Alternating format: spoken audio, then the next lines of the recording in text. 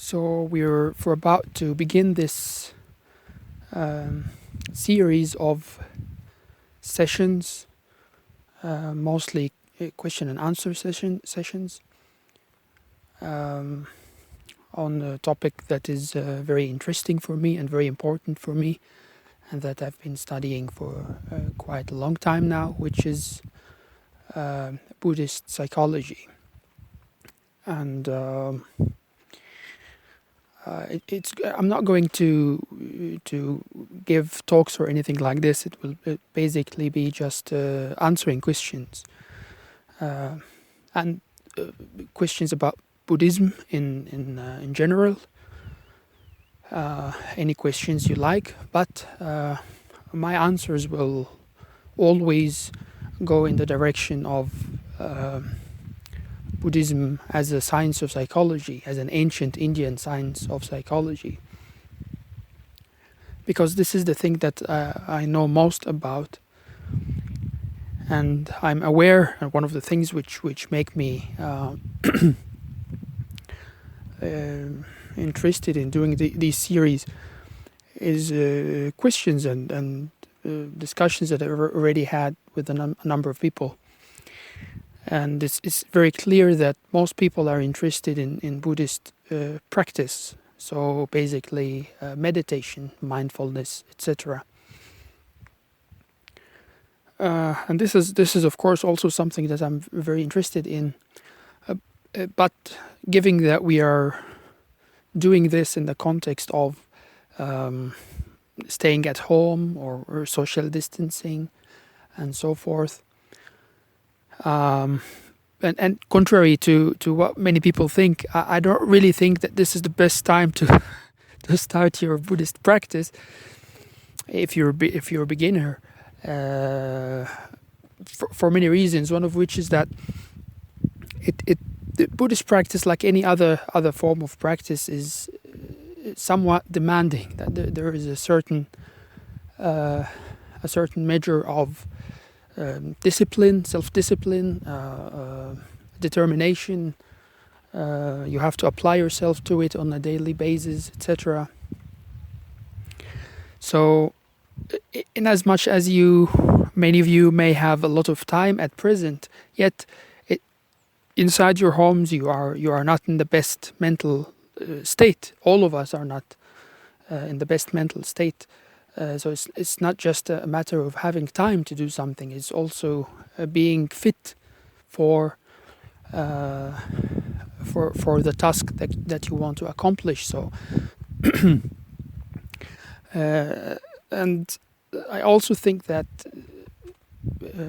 starting any new, particularly Buddhist meditation, Buddhist practice, it's best to invest in it, or to start practicing it in normal circumstances rather than in special circumstances. And I know that this is not very common. Most people will go to a meditation center and place themselves in a situation similar to that of isolation inside a meditation center that is calm and quiet and so forth.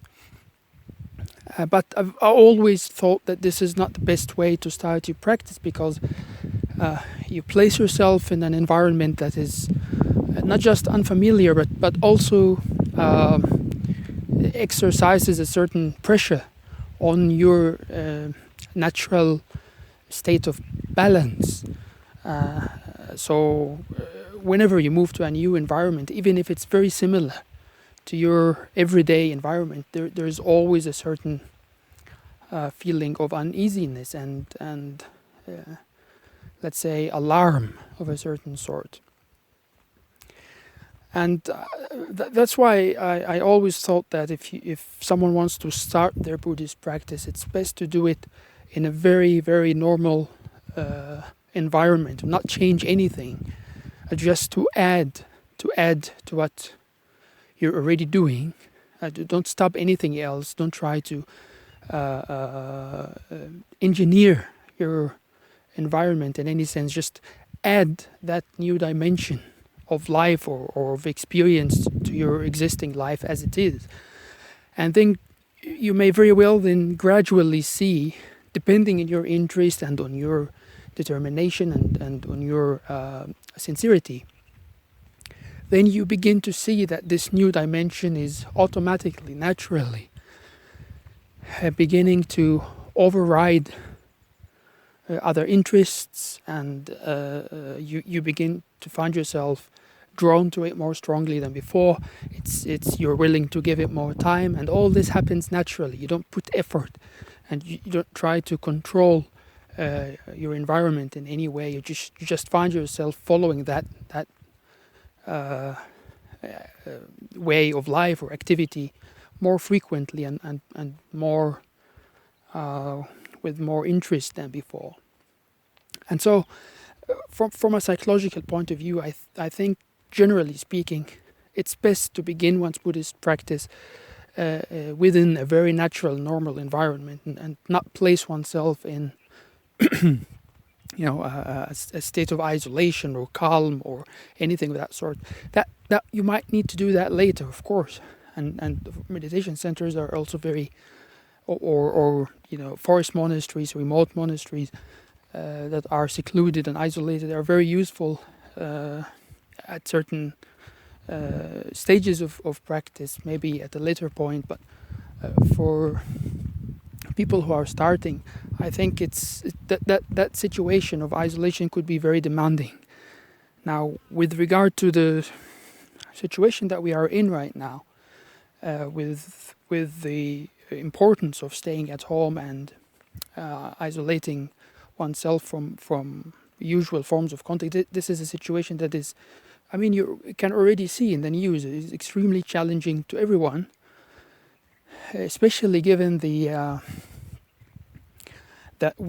cause of our isolation, which is very depressing and very alarming. It is something that is directly threatening to ourselves and to our beloved ones.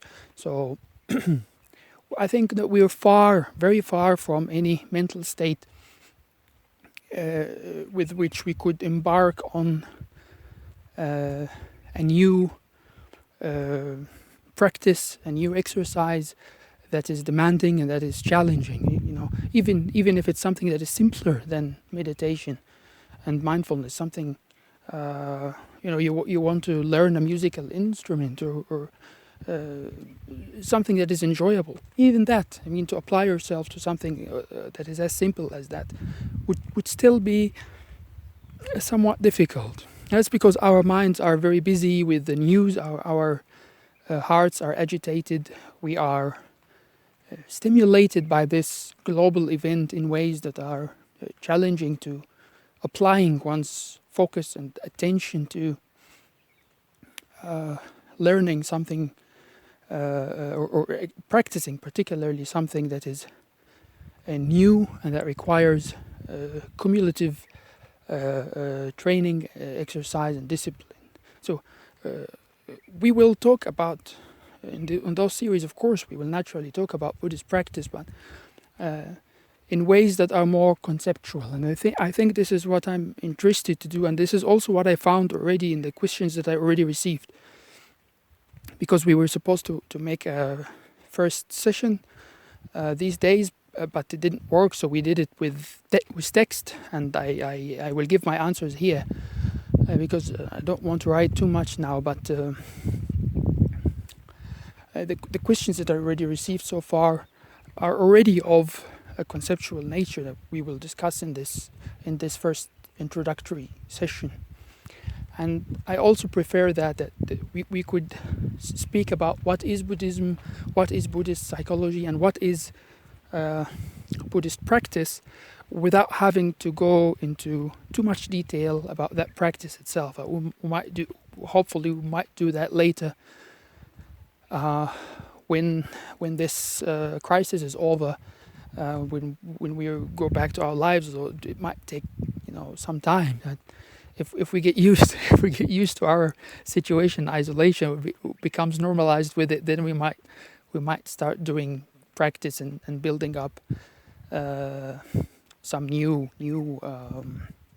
skills and so on. But for the time being, I think that it's more wise to restrict ourselves to learning with our intellect, learning with our minds, acquiring information and things of that sort. And we'll see where that go from there.